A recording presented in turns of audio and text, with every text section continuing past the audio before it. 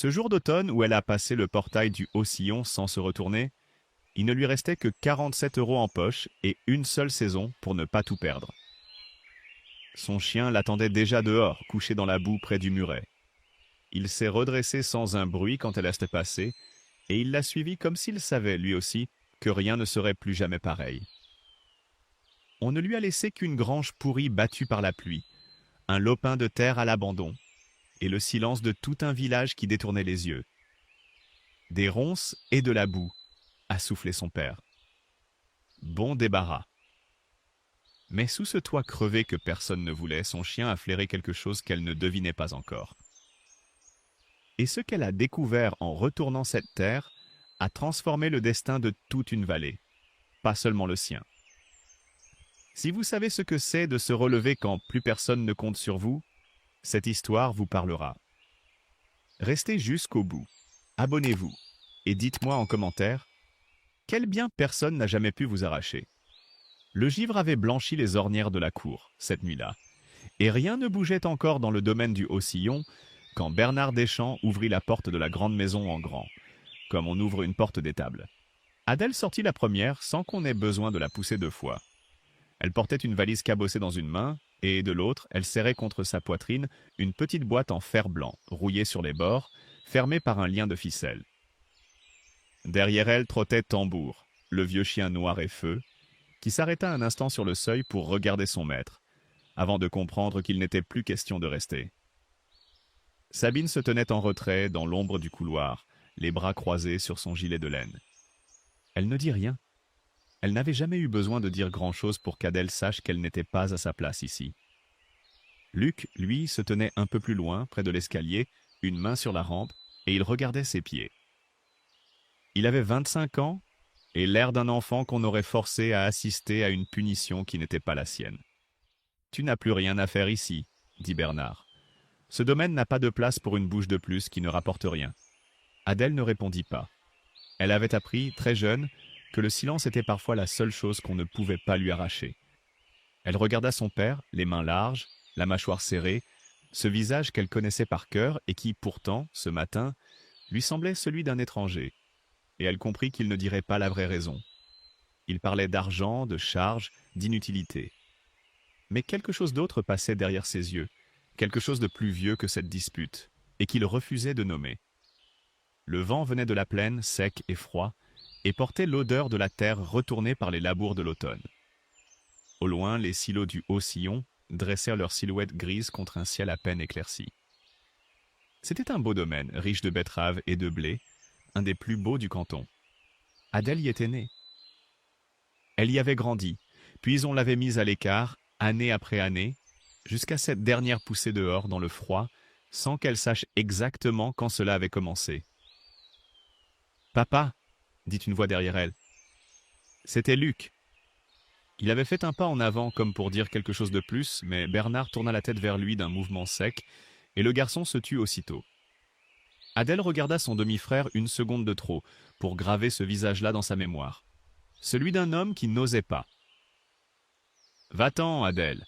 dit Bernard enfin, d'une voix plus basse, presque lasse. « Ne te retourne pas, ça ne servira à rien. » Elle ne se retourna pas. Elle descendit les 3 marches du perron, traversa la cour où les poules n'étaient pas encore sorties, et poussa le portail de fer qui grinça dans le silence du matin. Tambour la suivit sans qu'elle ait besoin de l'appeler. Derrière elle, la porte de la maison se referma. Ce n'était pas un claquement, plutôt un bruit sourd, définitif, comme celui d'un couvercle qu'on rabat sur quelque chose qu'on ne veut plus voir. Adèle marcha longtemps sur la route gelée, la valise cognant contre sa jambe à chaque pas, la boîte de fer serrée contre elle comme si le vent pouvait la lui arracher. Elle ne pleurait pas. Elle avait déjà versé, des années plus tôt, toutes les larmes qu'elle avait à donner à cette famille, et il ne lui en restait plus pour aujourd'hui. Ce qu'elle ressentait ressemblait davantage à un poids ancien, qui reprenait sa place exacte au creux de sa poitrine, comme une pierre qu'on aurait simplement reposée là où elle avait toujours été. Les champs défilèrent de chaque côté de la route, nus et bruns, striés de sillons parallèles à perte de vue. Quelque part dans cette terre dormaient les betteraves de l'année prochaine, la richesse du Haut-Sillon, celle qui avait toujours compté plus, aux yeux de Bernard, que sa fille aînée. Adèle le savait depuis longtemps. Ce n'était pas une découverte. C'était une confirmation, la dernière d'une longue série. Tambour marchait à sa hauteur, la truffe basse, reniflant les bas-côtés couverts de givre. C'était un vieux chien, un berger de Beauce aux poils noirs et feux, aux oreilles tombantes, qui avait connu la maison du Haut-Sillon depuis son plus jeune âge, et qui, ce matin, semblait avoir compris avant tout le monde que quelque chose venait de se briser pour de bon. De temps en temps, il levait la tête vers Adèle comme pour vérifier qu'elle était toujours là, et elle posait sa main sur son échine chaude, un instant, avant de reprendre sa marche. Elle ne savait pas où elle allait. Elle savait seulement qu'elle ne pouvait pas rester dans ce canton, à portée de vue du Haut-Sillon, à portée des regards qui la jugeraient, la plaindraient, ou pire, l'oublieraient. Elle savait qu'elle avait dans les mains, dans cette valise, dans cette boîte, tout ce qui lui restait au monde. Elle s'arrêta enfin à l'abri d'un bouquet de frênes, là où la route amorçait une descente vers une vallée qu'elle ne connaissait pas. Le soleil commençait à poindre, pâle, presque sans chaleur, et jetait une lumière grise sur les champs. Adèle posa sa valise dans l'herbe gelée, s'assit sur une pierre plate, et Tambour vint se coucher contre sa jambe, comme il le faisait toujours quand il sentait qu'elle avait besoin de ne pas être tout à fait seule. Elle regarda la boîte de fer-blanc un long moment avant de l'ouvrir. C'était un vieil objet, cabossé sur un coin, dont la peinture d'origine, un bleu qu'on devinait à peine sous la rouille, avait presque entièrement disparu. Elle la connaissait depuis toujours. Elle l'avait cachée, protégée, transportée d'une cachette à l'autre pendant des années, sans jamais oser l'ouvrir plus de quelques secondes, comme si l'air pouvait abîmer ce qu'elle contenait. Ses doigts défirent lentement le lien de ficelle. Le couvercle résista un instant, puis céda avec un petit grincement de métal fatigué. À l'intérieur, il n'y avait ni argent, ni bijoux, ni papier de valeur. Seulement une trentaine de petits bulbes secs et bruns, serrés les uns contre les autres dans un lit de paille effritée, avec une odeur de terre ancienne et de poussière qui monta jusqu'à elle comme un souffle venu de très loin. Adèle referma les doigts autour de l'un d'eux, tout léger, presque rien dans sa paume.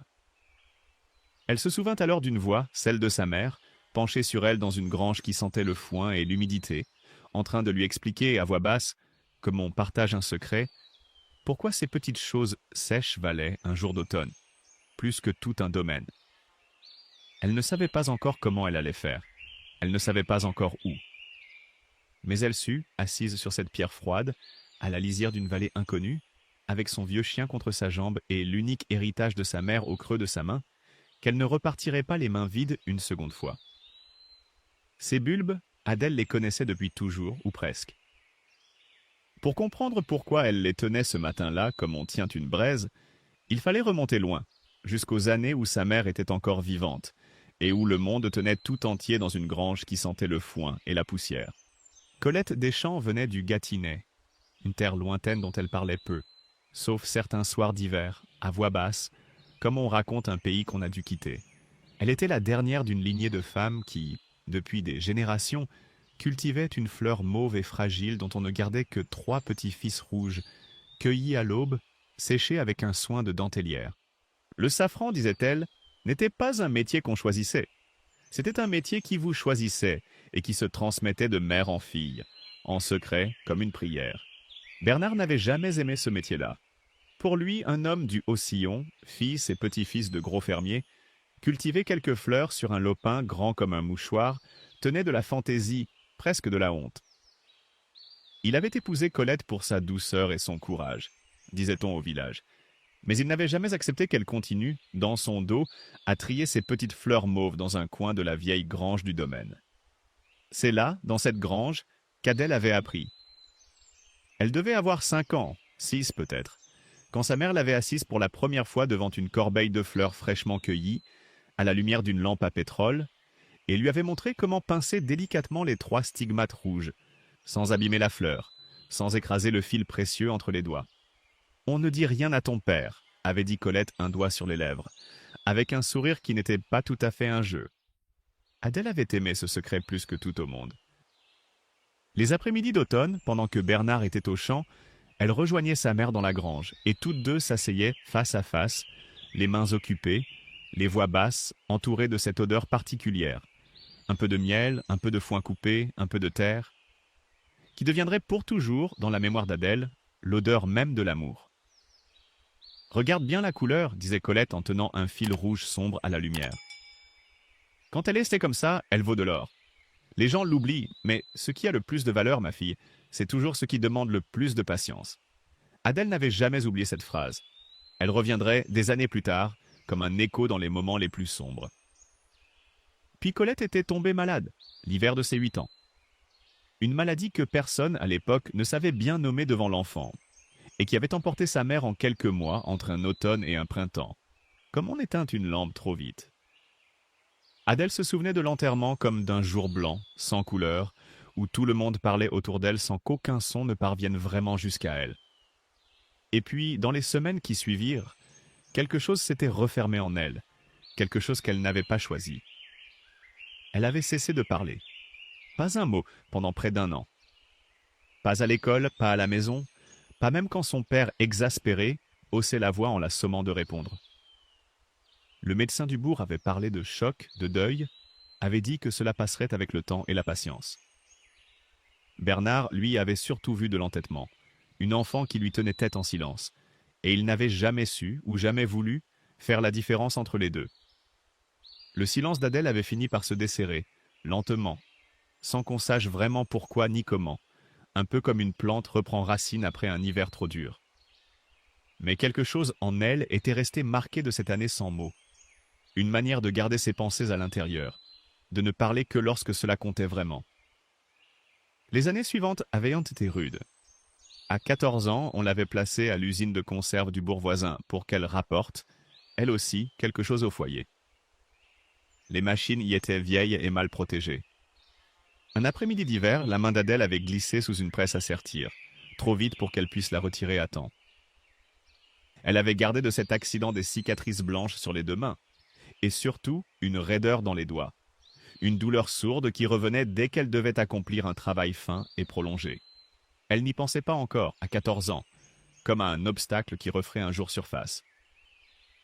Elle ne savait pas encore à quel point ces mains-là seraient un jour tout ce qui se dresserait entre elle et l'héritage de sa mère.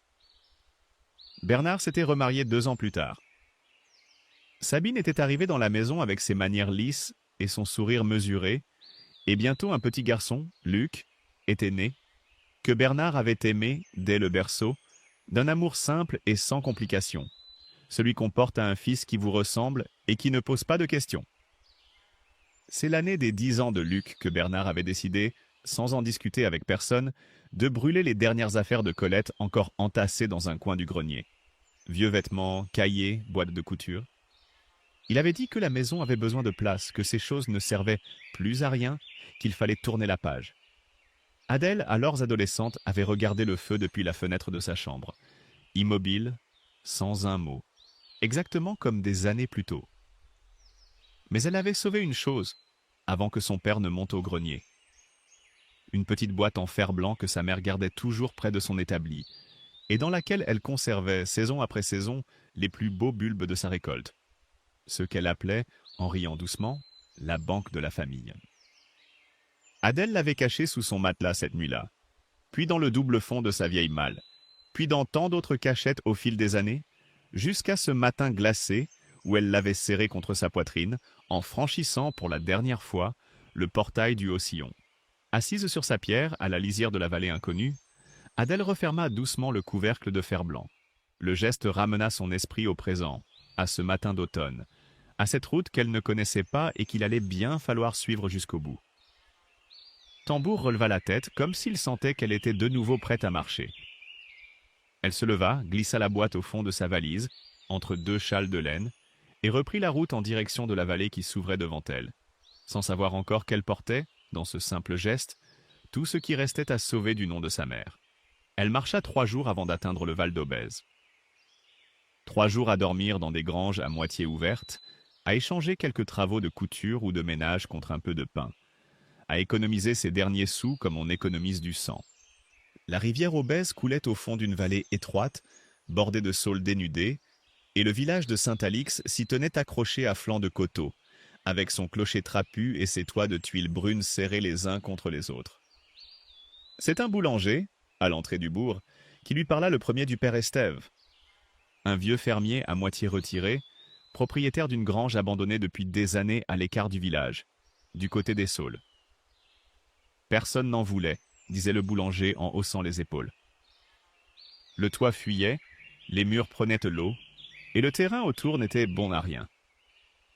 Adèle trouva le père Estève dans sa cour, occupé à fendre du bois malgré son âge, le dos courbé, mais le geste encore sûr. Il l'écouta sans l'interrompre, la tête penchée de côté, en observant tour à tour la jeune femme fatiguée, le vieux chien couché à ses pieds, et la valise cabossée posée dans la boue.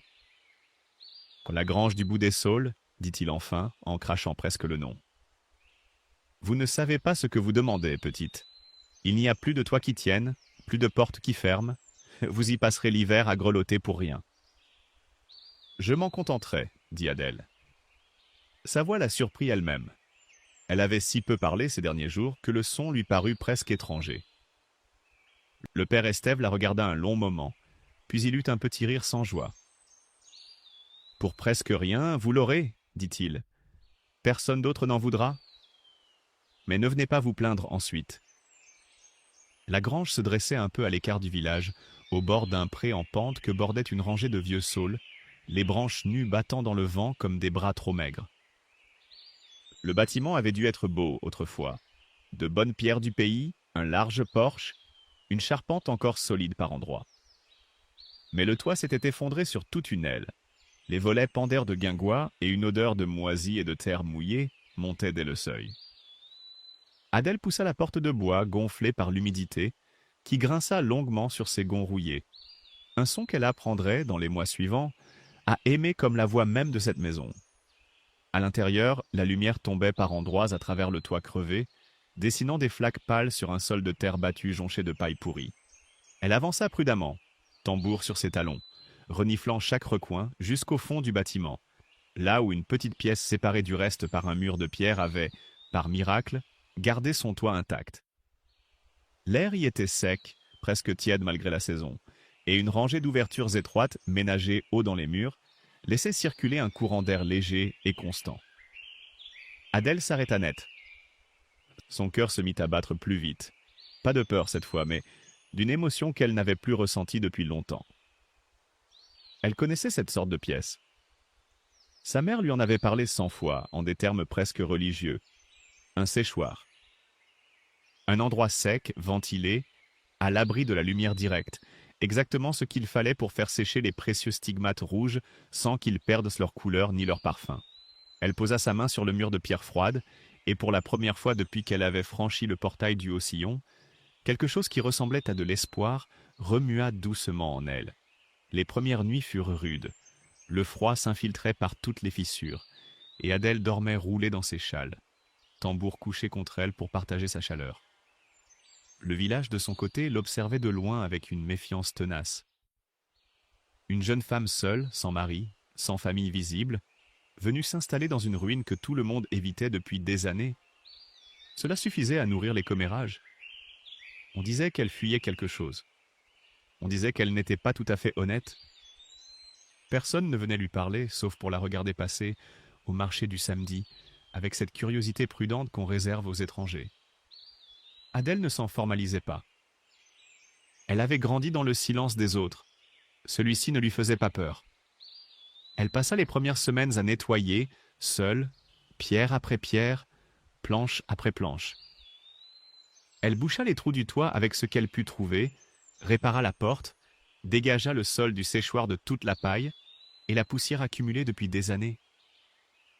Ses mains, déjà marquées par l'usine, se couvrirent de nouvelles ampoules, mais elles ne s'arrêtaient jamais avant la nuit tombée. C'est un matin de la 3e semaine, en creusant plus profondément le sol du séchoir pour l'assainir, que sa pelle heurta quelque chose de dur. Elle dégagea la terre avec précaution, du bout des doigts, et découvrit un vieil outil de fer rouillé, à la lame étroite et incurvée, presque identique à celui que sa mère utilisait pour ameublir la terre autour des bulbes. Un peu plus loin, gravée dans une pierre du mur, à demi effacée par le temps, une inscription qu'elle dut déchiffrer du bout des ongles. Un nom illisible et en dessous, plus net, une date ancienne suivie d'un mot qu'elle reconnut aussitôt, safran. Adèle resta longtemps immobile, la pierre froide sous ses doigts, l'outil rouillé posé sur ses genoux. Cette terre avait donc déjà porté la fleur mauve, bien avant elle, bien avant que personne dans la vallée ne s'en souvienne. Était-ce le hasard qui l'avait menée jusqu'ici, ou quelque chose de plus ancien, de plus patient, qui l'attendait depuis des décennies sous cette terre abandonnée? Elle ne sut répondre à cette question. Mais le soir même, à la lumière d'une bougie, elle sortit la boîte de fer-blanc de sa valise, et pour la première fois depuis le départ du Haut-Sillon, elle l'ouvrit sans trembler. Les bulbes de sa mère étaient toujours là, secs, légers, endormis. Le lendemain, à l'aube, avant que le village ne soit tout à fait réveillé, Adèle planta le premier d'entre eux dans la terre fraîchement retournée du champ, attenant à la grange, les mains nues dans le froid, le cœur serré comme avant un pari qu'on ne peut plus retirer. Elle planta ainsi, un à un, tous les bulbes qui lui restaient, sans savoir s'ils avaient survécu à tant d'années enfermés dans le fer blanc, sans savoir si cette terre, malgré la vieille inscription, malgré le vieil outil, voudrait bien une fois encore porter la fleur mauve de l'automne. Elle n'avait ni argent de côté, ni deuxième récolte à espérer si celle-ci échouait. C'était tout ou rien, une seule saison, un seul pari, jouer avec les dernières graines d'un héritage que le monde entier avait cru sans valeur. Les semaines qui suivirent furent les plus longues qu'Adèle ait jamais connues. Rien ne pressait plus dans sa vie que d'attendre. Attendre que la terre veuille bien rendre ce qu'elle lui avait confié, attendre l'automne, attendre un signe. Elle occupait ses journées à réparer ce qui pouvait l'être dans la grange, à troquer son travail contre un peu de nourriture, une brassée de bois, parfois quelques œufs. Elle rapiéçait des draps pour une fermière du bourg, désherbait un potager pour un vieux couple, recousait des sacs de grains pour le meunier. Personne ne la payait en argent, mais personne ne la laissait non plus tout à fait mourir de faim. Le village restait sur ses gardes. On la saluait à peine au marché du samedi. Certains détournèrent le regard, comme si sa présence même dérangeait l'ordre des choses. Adèle avait appris depuis longtemps à ne pas quémander l'affection de ceux qui n'en avaient pas envie. Elle gardait la tête droite, faisait ses courses en silence, et rentrait à la grange où Tambour l'attendait, la queue battante, comme si elle avait été absente un mois entier. C'est au la voir, un matin de brume, qu'elle rencontra Marthe pour la première fois. La vieille femme battait son linge avec une énergie surprenante pour son âge, seule à l'écart des autres laveuses qui bavardaient plus loin. On disait d'elle, au village, qu'elle vivait recluse depuis la mort de son mari, qu'elle avait mauvais caractère, et qu'elle ne recevait jamais personne dans sa maison de dentelière. Adèle s'installa à quelques pas, sans un mot, et se mit à laver son propre linge. Marthe l'observa du coin de l'œil un long moment, puis, sans préambule, lui lança « C'est vous, la fière de la grange du bout des saules ?»« Oui, dit Adèle. On raconte que vous plantez des fleurs dans cette terre-là. Personne n'y a jamais rien fait pousser d'autre que des orties. » Adèle ne répondit pas tout de suite. Elle essora un drap, le posa dans son panier, puis se redressa et regarda la vieille femme droit dans les yeux. « Du safran, dit-elle simplement. Marthe se figea, sa planche à laver immobile entre les mains. Quelque chose passa sur son visage, une ombre de souvenir, presque de la douleur. « J'ai connu une femme qui en cultivait, dit-elle enfin, plus doucement. Il y a bien longtemps. Elle avait vos yeux, petite, le même regard fixe, comme si elle voyait toujours plus loin que ce qu'on lui montrait. » Adèle sentit sa gorge se serrer. Elle ne dit rien, mais quelque chose dans ce silence partagé scella entre les deux femmes un lien que ni l'une ni l'autre n'aurait su expliquer avec des mots. Marthe ne devint pas, ce jour-là, une amie chaleureuse. Elle restait bourrue, économe de compliments, plus prompte à grommeler qu'à sourire. Mais à partir de ce matin-là, elle s'arrêtait toujours un instant pour parler à Adèle, quand leurs chemins se croisaient. Et c'était, dans la froideur du village, la première chaleur qu'Adèle rencontrait depuis son arrivée. Les nuits, pourtant, restèrent difficiles. Seule dans la grange, à la lumière d'une bougie, Adèle ne pouvait s'empêcher de compter les jours, de guetter le moindre changement dans la terre du champ. Et si les bulbes étaient morts, desséchés depuis trop longtemps dans leur boîte de fer? Et si cette terre, malgré la vieille inscription, ne voulait plus rien porter? Elle passait parfois de longues minutes agenouillée dans la parcelle, à effleurer la terre froide du bout des doigts, cherchant un signe qui ne venait pas. Une autre peur, plus intime, la rongeait aussi. Elle regardait ses mains, le soir, à la lumière du feu, les cicatrices blanches, la raideur des doigts, qui ne s'étaient jamais tout à fait effacées depuis l'usine. Le safran demandait un travail d'une finesse extrême. Cueillir la fleur sans la froisser, séparer les 3 stigmates rouges sans les écraser, geste après geste, des centaines de fois en quelques heures. Adèle savait faire ce geste dans sa tête, dans son souvenir. Elle ne savait plus depuis longtemps si ses mains pouvaient encore le tenir. Un après-midi, alors qu'elle réparait la clôture du champ, Tambour se mit soudain à gronder, le poil hérissé sur l'échine, tourné vers la route qui menait au village. Adèle leva les yeux et reconnut, immobile à distance, une silhouette qu'elle n'avait pas revue depuis des mois. Luc, son demi-frère, debout près d'une bicyclette, qui regardait le champ et la grange sans s'approcher. Il resta ainsi un long moment, puis fit demi-tour et repartit sans un mot. Adèle sut, sans qu'on ait besoin de le lui dire, que Bernard l'avait envoyé. Le domaine du Haut-Sillon traversait, à ce qu'on murmurait au marché, des temps plus difficiles qu'il n'y paraissait. Les cours du blé et de la betterave n'étaient un plus ce qu'ils avaient entêté, et un gros acheteur, un groupe du nom de Sillon Vert, tournait depuis peu autour des terres du canton. Que son père veuille savoir ce que fabriquait la folle n'était sans doute pas un hasard. Elle chassa cette pensée et retourna à son travail, mais un froid nouveau s'était glissé en elle, différent de celui de l'hiver qui approchait. Ce fut un matin d'octobre, alors que le ciel était encore gris et que la brume traînait sur les prés, qu'Adèle sortit comme chaque jour inspecter le champ avant même d'avoir bu son café. Elle s'arrêta net à quelques pas de la clôture. Là, au milieu de la terre nue, perçant à peine le sol comme une flamme minuscule, se dressait une fleur. Une seule pour l'instant, mais d'un mauve si vif, si vivant, qu'Adèle crut d'abord rêver. Elle tomba à genoux dans la terre froide, sans se soucier de la boue, et posa la main tout près, sans oser la toucher, comme on approche la main d'un nouveau-né. Le miracle avait commencé. Mais Adèle le savait déjà, au fond d'elle. Cette fleur ne durerait que quelques heures. Le safran ne se cueille qu'à l'aube, avant que le soleil n'ouvre trop grand ses pétales, avant que le vent ou la pluie ne l'abîme. La course contre la montre, elle, ne faisait que commencer. Dans les jours qui suivirent, les fleurs mauves se multiplièrent, une poignée d'abord, puis des dizaines, perçant la terre froide chaque matin, comme une promesse tenue. Adèle comprit vite qu'elle n'aurait plus une minute à elle avant la fin de la récolte. Le safran ne pardonne rien. Il faut cueillir avant le lever du soleil, quand la fleur est encore fermée, avant que la chaleur ne l'ouvre et n'abîme le fil précieux qu'elle cache en son cœur. Elle se levait donc bien avant l'aube, dans le noir complet, une lanterne à la main, et s'agenouillait dans le champ pour cueillir fleur après fleur, les doigts gourds de froid, le dos courbé, tandis que Tambour montait la garde à quelques pas, immobile comme une statue noire contre le ciel qui pâlissait lentement. C'était un travail de fourmi, minutieux, sans fin, où chaque minute perdue pouvait coûter une fleur entière. Le plus dur, pourtant, ne fut pas la cueillette. Ce fut l'émondage.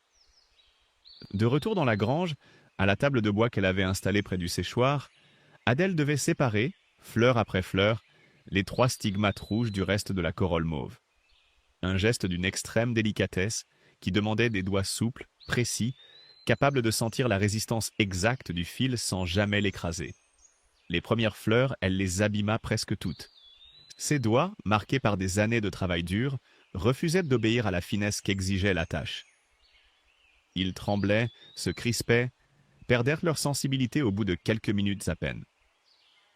Adèle serrait les dents, recommençait, s'obstinait, mais les cicatrices de l'usine, ce vieux souvenir gravé dans sa chair, ne voulaient rien entendre. Une fleur lui glissa des mains et s'écrasa sur la table. Puis une autre. Elle sentit une piqûre familière, celle d'un ongle trop appuyé, et vit une goutte de sang perler sur son index, se mêler au rouge du stigmate qu'elle venait de gâcher. Elle posa son front contre la table un long moment, les épaules secouées d'un sanglot silencieux qu'elle ne s'était pas autorisé depuis le matin de son départ. Tout ce chemin, toute cette attente, cette terre qui avait fini par donner sa fleur mauve, et ses propres mains, celle-là même qu'elle avait sauvée de l'oubli avec la boîte de sa mère qui la trahissait au moment décisif. Elle envisagea cette nuit-là d'abandonner, de vendre ce qu'elle pourrait, de repartir, de chercher un travail plus simple, moins cruel envers ses doigts abîmés. Elle resta longtemps ainsi, immobile dans le noir, tambour la tête posée sur ses genoux, avant de s'endormir d'épuisement sur la table même, au milieu des fleurs à demi traitées. Ce fut un bruit de pas dans la cour au petit matin qui la réveilla en sursaut. Elle se redressa, le cœur battant, et découvrit sur le seuil, dans la lumière grise de l'aube, la silhouette de Marthe. Et derrière elle, 3 autres femmes du village qu'Adèle reconnaissait à peine. Un panier sous le bras, l'air à la fois gêné et déterminé. « On a su pour vos fleurs, » dit Marthe sans autre préambule, en entrant sans attendre d'y être invitée. « J'ai encore de bons doigts, moi, malgré mon âge. Meilleurs que les vôtres, à ce que je vois. » Adèle, trop fatiguée pour répondre, se contenta de la regarder, incrédule, tandis que les 4 femmes s'installaient autour de la table, sortaient de petits linges propres, et se mettaient au travail comme si elles avaient fait cela toute leur vie. Ce qui, pour certaines d'entre elles, dentelières ou couturières depuis l'enfance, n'était pas si loin de la vérité.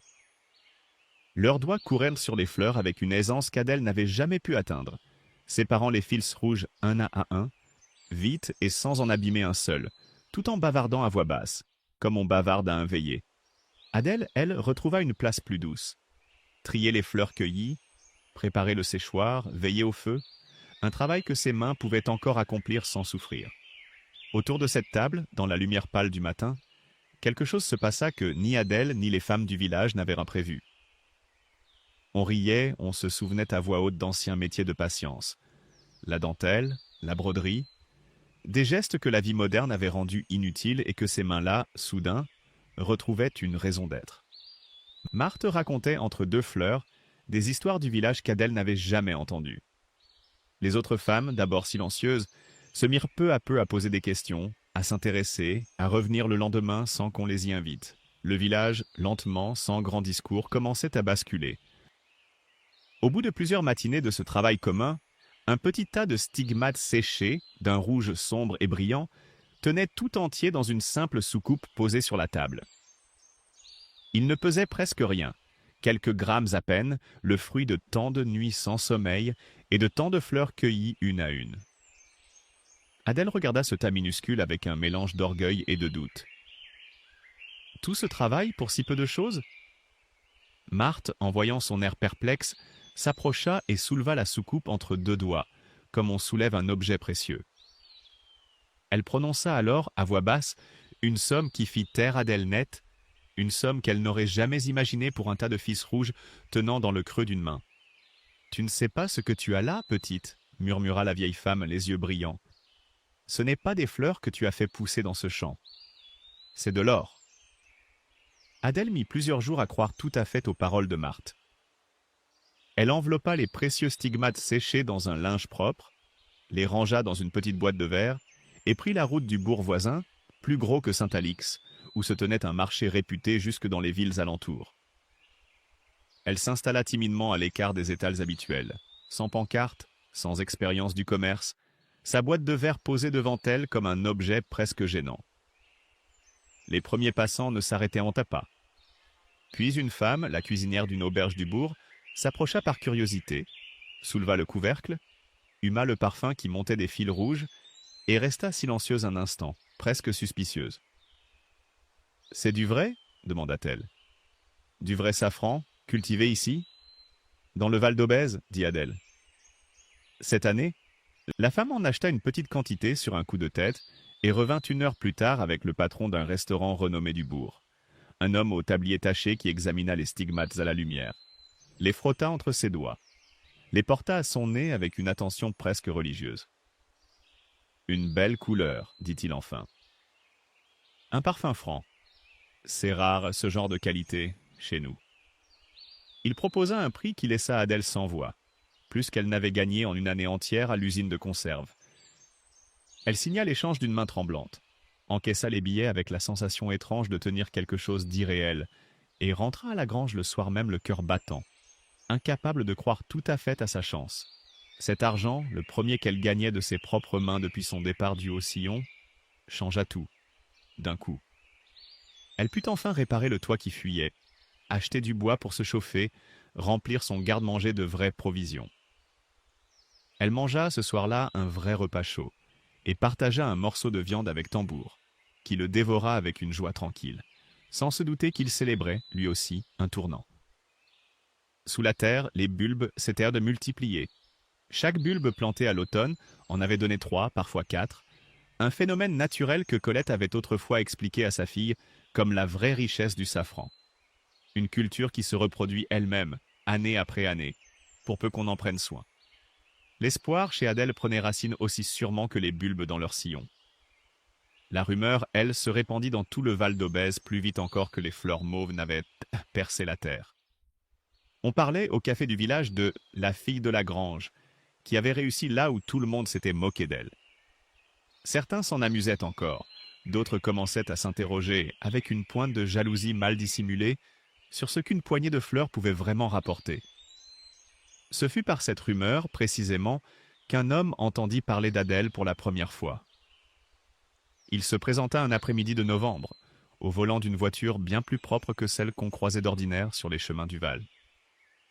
Grand, le visage lisse et rasé de près, un manteau de belle coupe malgré la boue des chemins, il s'avança vers Adèle avec un sourire si soigné qu'il en paraissait presque appris par cœur. « Gaspard Ferrand, dit-il en tendant une main gantée. Courtier en épices fines. Je passais dans la région et j'ai entendu parler d'une petite production de safran tout à fait remarquable. » Il parla longtemps avec une aisance qui contrastait avec la rudesse du Val, complimentant la qualité du produit qu'il avait, disait-il, pu goûter chez le restaurateur du bourg, s'extasiant sur le parfum, la couleur, la finesse de la cueillette. Adèle l'écouta poliment, sans se laisser gagner par ses compliments, répondant par phrases courtes, gardant ses distances sans jamais paraître impoli. « Vous avez là un trésor, mademoiselle Deschamps, dit-il enfin, avant de remonter dans sa voiture. Un trésor qu'il faudrait savoir protéger. Je repasserai. » Il s'inclina légèrement, remonta dans sa voiture et s'éloigna sur le chemin boueux dans un nuage de poussière. Adèle le regarda partir, immobile, sans parvenir à se défaire d'une gêne diffuse, une sensation qu'elle n'aurait su nommer, mais que sa mère aurait sans doute reconnue tout de suite, celle d'un homme trop poli pour être tout à fait honnête. Le soir même, en allant fermer la porte de la grange, elle aperçut, à la lisière du champ, 2 silhouettes qui se parlaient à voix basse dans la pénombre. Elle reconnut aussitôt, malgré la distance, la carrure de son demi-frère Luc. L'autre homme, elle ne le connaissait pas. Un inconnu au chapeau enfoncé qui repartit rapidement à bicyclette dès qu'il l'aperçut approcher. Luc, lui, resta un instant figé, comme pris en faute, avant de bredouiller quelques mots sur une visite de courtoisie, sur le domaine, sur leur père. Adèle ne le crut pas tout à fait. Elle referma la porte de la grange ce soir-là avec un sentiment nouveau, plus lourd que le froid de novembre. Celui d'être observée, d'être déjà, peut-être, en train de devenir un enjeu pour des gens qu'elle n'avait pas choisis. Qui, de Ferrand ou de son propre frère, préparait quoi contre elle? Elle n'aurait su le dire, mais elle sut, en verrouillant le loquet, qu'elle ne pourrait plus se permettre d'être naïve.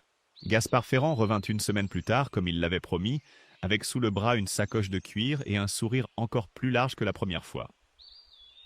Il s'installa sans façon à la table de la grange, en sortit plusieurs feuillets couverts d'une écriture serrée, et se mit à parler avec l'aisance d'un homme habitué à convaincre. « Un contrat d'exclusivité, mademoiselle Deschamps. Je m'engage à acheter toute votre production, chaque année, à un prix garanti, largement au-dessus de ce que vous pourriez espérer au marché. Je m'occupe de tout. La vente, le transport, la réputation. Vous n'aurez plus qu'à cultiver. » Il parlait vite, avec des chiffres qui semblaient généreux, des promesses de stabilité, de sécurité, de tranquillité. Adèle l'écouta jusqu'au bout, sans l'interrompre. Puis elle prit les feuillets et les lut, lentement, phrase après phrase, tandis que Ferrand attendait, son sourire un peu moins assuré à mesure que le silence se prolongeait. Elle y trouva, cachées derrière les belles phrases, des clauses qui l'obligeaient à ne vendre qu'à lui, à ne plus disposer librement de ses propres bulbes, et surtout, gravée noir sur blanc, une clause qui cédait à Ferrand le droit d'utiliser le nom même de sa production. Safran de l'Aubèze. Comme s'il en devenait, à terme, le seul et unique propriétaire. Elle repensa alors à une phrase de sa mère, prononcée un soir d'hiver dans la grange du Haut-Sillon, alors qu'Adèle, enfant, lui demandait pourquoi elle cachait son travail à son père. Ils auront honte de toi tant que tu es pauvre, ma fille. Et ils te voudront, tous, dès que tu vaudras quelque chose. » Adèle n'avait jamais aussi bien compris cette phrase qu'en cet instant, devant ce contrat trop généreux pour être honnête. « Non, dit-elle simplement, en reposant les feuillets sur la table. Ferrand cligna des yeux, une seconde à peine, avant de retrouver son sourire. « Réfléchissez, mademoiselle. Une femme seule, dans une grange isolée, sans protection véritable. Les temps sont durs et ils peuvent le devenir davantage. Il serait dommage qu'un si beau travail se perde faute d'un bon accord. » Le ton avait changé imperceptiblement sous la politesse. Adèle sentit le message derrière les mots. Une menace enveloppée dans du velours, mais une menace tout de même. Elle ne baissa pas les yeux. « Ma réponse est non, » répéta-t-elle. « Aujourd'hui et demain. » Ferrand rangea ses feuillets sans se départir de son sourire, salua d'un signe de tête un peu sec et remonta dans sa voiture. Avant de partir, il se pencha à la fenêtre. « Une femme seule ne tient jamais très longtemps, mademoiselle Deschamps. Vous verrez. » La voiture s'éloigna, laissant Adèle seule dans le froid, le cœur battant d'une colère qu'elle contint avec peine. La pression dans les jours suivants vint d'un autre côté encore. Bernard se présenta lui-même à la grange, un après-midi, ce qu'il n'avait jamais fait depuis le départ de sa fille. Il avait le visage plus creusé que dans son souvenir, les épaules moins droites. Le domaine du Haut-Sillon, à ce qu'il laissa entendre entre deux phrases sèches, traversait une mauvaise passe. Les récoltes de betteraves avaient déçu, les dettes s'accumulaient, et le groupe Sillon Vert, qui lorgnait depuis des mois sur les terres du canton, ne faisait plus une offre aussi généreuse qu'auparavant. « Ce Ferrand est un homme sérieux, » dit Bernard, sans un mot de tendresse, sans un regard pour la grange restaurée, ni pour le champ où les fleurs mauves avaient repoussé. « Signe son contrat, Adèle. Ça rendrait service à la famille. »« À quelle famille, papa ?» demanda-t-elle, d'une voix calme mais tranchante. « Celle qui m'a jeté dehors sans un sou ?» Bernard ne répondit pas. Il resta un instant, mal à l'aise, avant de tourner les talons et de repartir sans un mot de plus, laissant derrière lui un silence pesant. Luc, lui, semblait de plus en plus tiraillé. Adèle le croisa 2 fois cette semaine-là, rôdant près de la grange sans jamais s'approcher tout à fait, le visage fermé, comme un homme pris entre 2 devoirs contraires. Une fois, elle crut le voir sur le point de parler, de lui dire quelque chose d'important. Mais il se ravisa, remonta sur sa bicyclette et disparut sur la route du Haut-Sillon. Adèle resta seule avec ses doutes, ses bulbes et la menace diffuse de Ferrand qui planait désormais sur chacune de ses journées. Elle redoubla de prudence, verrouilla soigneusement la grange chaque soir et se surprit à tendre l'oreille au moindre bruit suspect dans la nuit. Ce fut au marché du samedi suivant qu'elle entendit, pour la première fois, une rumeur d'un tout autre genre. Un fermier du canton, le visage soucieux, racontait à qui voulait l'entendre que ses champs de betteraves, à l'autre bout de la vallée, présentèrent depuis quelques jours d'étranges petits trous sur les feuilles, comme si quelque chose, la nuit, les grignotait sans relâche. Personne, sur le moment, n'y prêta une attention particulière. Adèle non plus, trop occupée par ses propres soucis. Elle ne pouvait pas savoir, en repartant ce jour-là vers la grange du bout des saules, que ces petits trous dans les feuilles allaient quand il a bientôt changé le destin de toute la vallée. Le désastre se révéla en moins de 2 semaines. Ce qui n'avait été au début qu'une rumeur inquiète au marché du samedi devint bientôt une évidence que personne, dans le Val d'Aubèze, ne pouvait plus ignorer.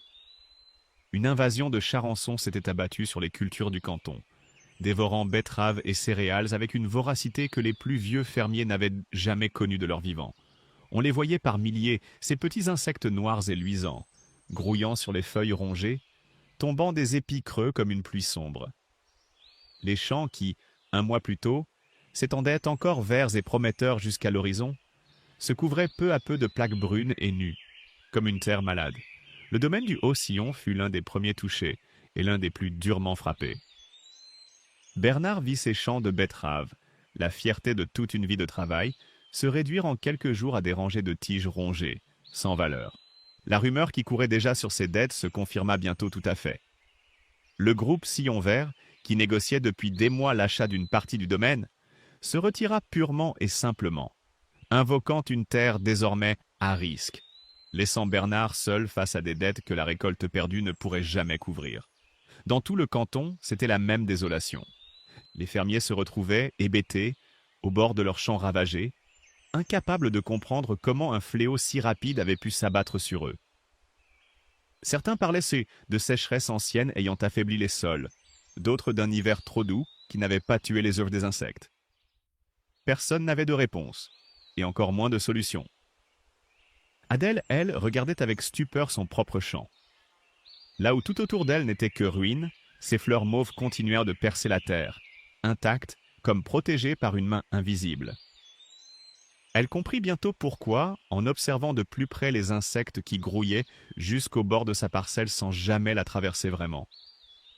Le crocus du safran, cette plante rustique et amère, ne semblait offrir aux charançons ni le goût ni la sève qu'il cherchait. Son champ restait une île de vie mauve au milieu d'un océan de terre morte. La nouvelle se répandit vite dans la vallée.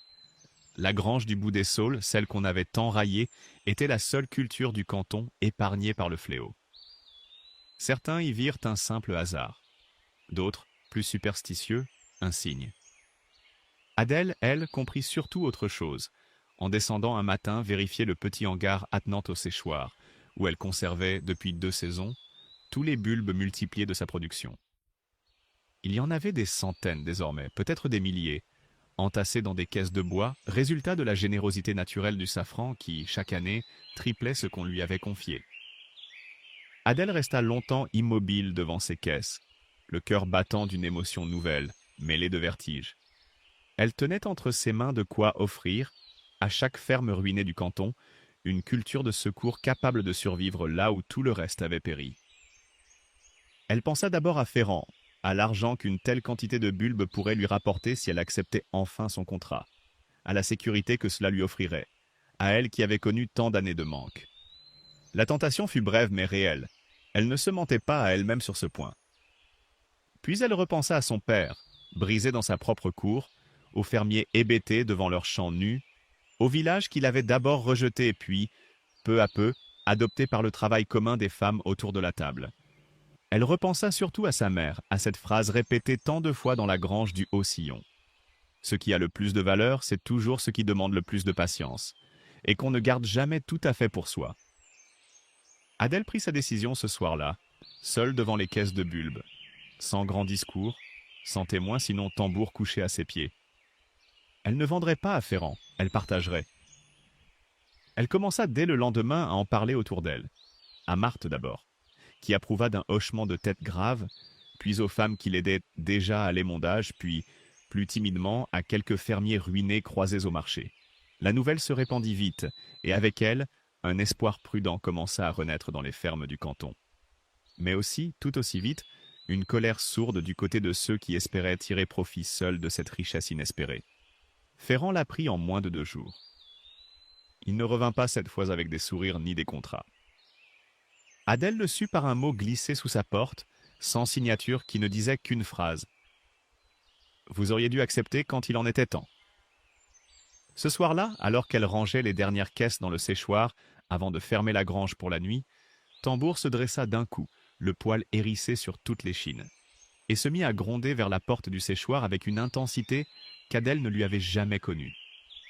Il n'y avait pourtant rien à voir dans la pénombre. Aucun bruit, aucun mouvement. Mais le vieux chien restait là, immobile, les babines retroussées, comme s'il flairait dans le noir un danger qu'Adèle, elle, ne pouvait pas encore nommer. Adèle finit par calmer Tambour, verrouilla la porte du séchoir avec un soin redoublé, et monta se coucher dans la petite pièce qu'elle avait aménagée sous les combles réparés. Elle mit longtemps à trouver le sommeil, l'oreille tendue vers les bruits de la nuit, avant de céder enfin à l'épuisement des dernières semaines. Ce fut un aboiement furieux, déchirant le silence, qui la tira brutalement de son sommeil au cœur de la nuit. Elle se leva d'un bond, le cœur battant, et dévala l'escalier de bois en tirant un châle sur ses épaules. En traversant la grange plongée dans le noir, elle entendit distinctement, venant du séchoir, un vacarme de grattements, de cris étouffés, de couinements aigus. Un bruit qu'elle mit une seconde à identifier, avant de comprendre avec horreur, des rats. Des dizaines de rats, lâchés dans la pièce où dormaient désormais, entassés dans leurs caisses de bois, toutes les réserves de bulbes destinées aux fermes ruinées du canton. Adèle poussa la porte du séchoir et découvrit une scène qu'elle n'oublierait jamais. À la faible lumière de sa lanterne, elle vit Tambour, le vieux chien qu'elle avait toujours connu placide et fatigué, transformé en une masse noire et furieuse, bondissant d'une caisse à l'autre avec une vivacité qu'elle ne lui avait jamais vue, les mâchoires claquant sèchement à chaque rongeur qui l'attrapait. Il semblait avoir retrouvé, en une nuit, toute la vigueur de sa jeunesse de chien de troupeau, celle qui, jadis, avait protégé les bêtes du Haut-Sillon contre les prédateurs des bois. Un homme se tenait dans un coin de la pièce, une lanterne éteinte à ses pieds, un sac vide sur l'épaule, acculé contre le mur par le chien qui grondait sans relâche, prêt à bondir de nouveau au moindre mouvement. L'homme, le visage dissimulé sous un chapeau enfoncé, n'osait plus bouger d'un pouce. « Ne le laissez pas m'approcher !» cria-t-il, la voix tremblante, alors qu'Adèle s'avançait, une fourche à la main, prête à toute éventualité. Un bruit de pas précipité se fit entendre derrière elle, et Adèle se retourna, prête à affronter un nouveau danger. Mais ce fut Luc qu'elle découvrit, essoufflé, encore en habit de nuit, une lampe à la main. « J'ai entendu dire ce soir qu'un homme payé par Ferrand devait venir cette nuit, dit-il d'une voix hachée. J'ai voulu te prévenir plus tôt, je n'ai pas trouvé le courage. J'ai fini par venir moi-même. » Sans attendre de réponse, Luc se précipita vers l'homme acculé et le maintint fermement contre le mur, l'aidant Adèle à l'immobiliser tout à fait, pendant que Tambour, enfin calmé, se contentait de gronder sourdement, la truffe rivée sur l'intrus, comme pour s'assurer qu'il ne bougerait plus. Ce ne fut qu'au petit matin, à la lumière grise de l'aube, qu'Adèle put mesurer l'ampleur de ce qui avait failli se produire. Sans l'intervention de Tambour, les rats auraient eu toute la nuit pour dévorer les caisses de bulbes. Non seulement sa propre récolte future, mais l'espoir de chaque ferme ruinée du canton, qui comptait déjà sur cette culture de secours. Le village, alerté par le vacarme et par Marthe, accourut dès les premières lueurs et découvrit de ses propres yeux l'homme de main que Ferrand avait payé pour anéantir en une nuit ce qu'Adèle avait mis des mois à construire. L'homme, terrifié par le chien et par la colère grandissante des villageois rassemblés devant la grange, finit par tout avouer sans qu'on ait besoin de le forcer beaucoup. Ferrand l'avait engagé et payé d'avance, furieux du refus d'Adèle et plus encore de sa décision de partager les bulbes plutôt que de les lui vendre en exclusivité. On envoya chercher les gendarmes du bourg dès le matin. Quand ceux-ci se présentèrent à la propriété que Ferrand louait aux abords du canton, ils ne trouvèrent que des pièces vidées à la hâte et une voiture disparue durant la nuit. Ferrand, prévenu on ne savait comment, avait fui avant qu'on puisse l'arrêter. Mais avant de disparaître tout à fait de la vallée, il avait pris soin d'envoyer par l'intermédiaire d'un commis du bourg un dernier message griffonné à l'attention d'Adèle. « Ce n'est que partie remise. Un jour vous aurez encore besoin de moi. » Adèle lut ces quelques mots sur le pas de la grange, entourée des villageois venus constater le désastre évité, de Marthe qui lui serrait fermement l'épaule, et de Luc, encore couvert de poussière, qui n'osait pas croiser son regard. Elle plia le message et le glissa dans sa poche sans un mot, refusant de laisser cette menace assombrir ce qui venait pourtant de se jouer cette nuit-là.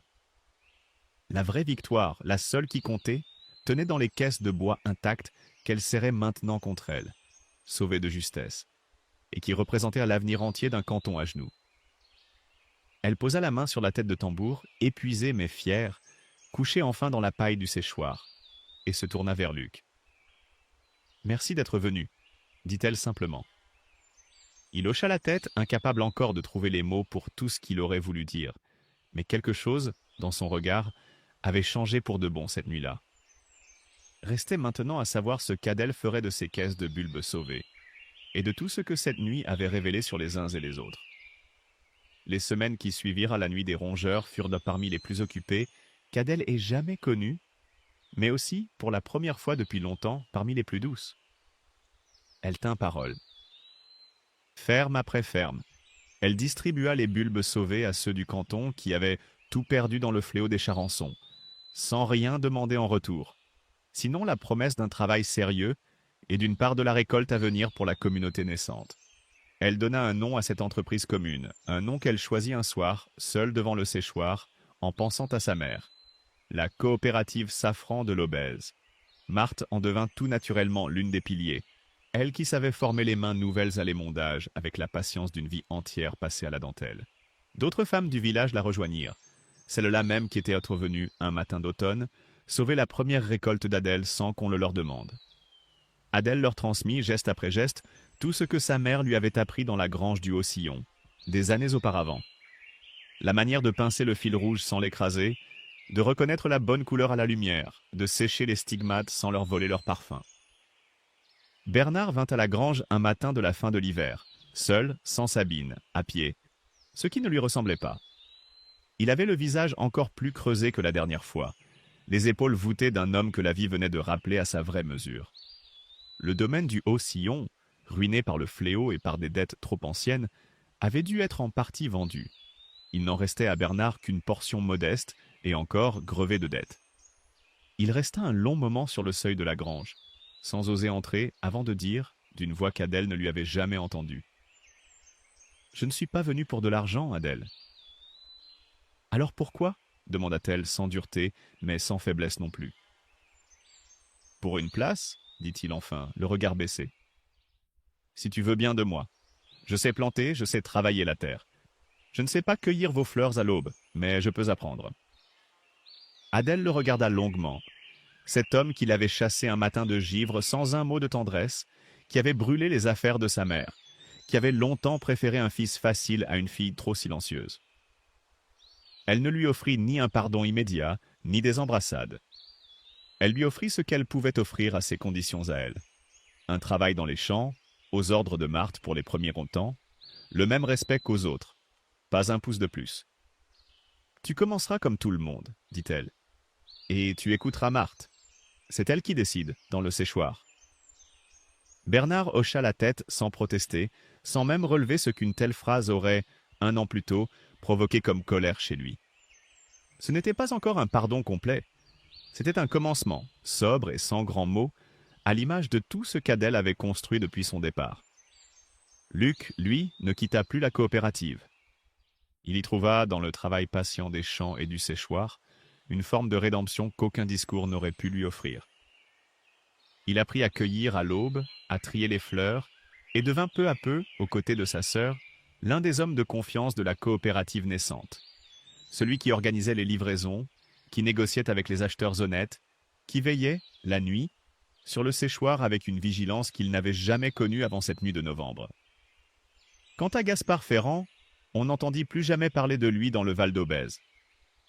Les gendarmes du bourg, avertis de ses agissements par le témoignage de son homme de main et par plusieurs plaintes de fermiers escroqués ailleurs dans la région, finirent par le retrouver, plusieurs mois plus tard, dans un canton voisin où il tentait déjà une nouvelle affaire du même genre.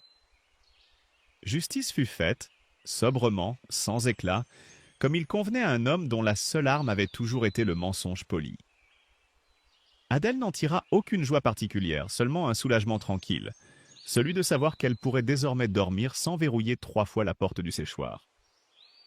Un an, presque jour pour jour, après cette matinée glacée où Bernard l'avait mise à la porte du Haut-Sillon, Adèle se leva avant l'aube, comme chaque matin d'automne depuis 3 saisons, et sortit de la grange du bout des saules pour rejoindre les champs. Ce qu'elle vit ce matin-là, en haut du petit sentier qui dominait la vallée, lui coupa le souffle malgré les 3 années qu'il avait préparées à ce moment.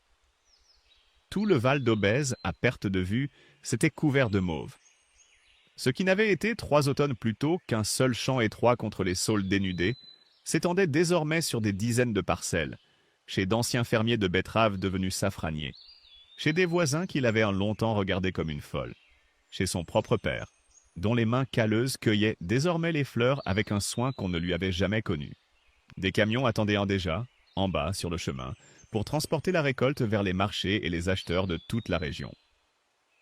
Des femmes et des hommes s'affairèrent dans les champs mauves, silhouettes courbées dans la lumière naissante, exactement comme Adèle, seule, l'avait fait 3 ans plus tôt, dans le froid et le doute.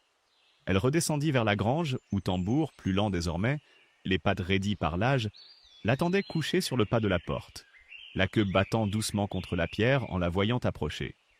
Elle s'agenouilla un instant pour caresser sa tête grisonnante, et le vieux chien ferma les yeux avec un soupir de contentement, comme s'il savait, lui aussi, que la longue course était enfin arrivée à son terme. À l'intérieur, dans le séchoir restauré, Entourée désormais d'étagères chargées de caisses et de linge propre, Adèle s'arrêta devant une petite alcôve creusée dans le mur de pierre, à hauteur des yeux, à l'endroit précis où elle avait un jour trouvé la vieille inscription à demi effacée. Elle y posa, avec un soin qu'elle n'avait jamais mis à aucun autre geste, la petite boîte en fer blanc de sa mère, rouillée, cabossée, vidée depuis longtemps de ses bulbes mais toujours pleine, pour elle, de tout ce qu'elle contenait vraiment. Elle resta un moment immobile devant cette boîte, à écouter au loin les voix des femmes qui riaient dans les champs, le grincement familier de la porte que le vent faisait doucement bouger sur ses gonds, l'odeur du safran qui séchait tout autour d'elle. Ce que le monde avait jugé sans valeur, une fille trop silencieuse, un amas de vieux bulbes secs dans une boîte rouillée, une grange que personne ne voulait, avait suffi, en 3 années de patience et de travail, à changer tout un pays. Adèle sortit du séchoir dans la lumière du matin et referma doucement la porte derrière elle, prête pour une nouvelle journée de récolte.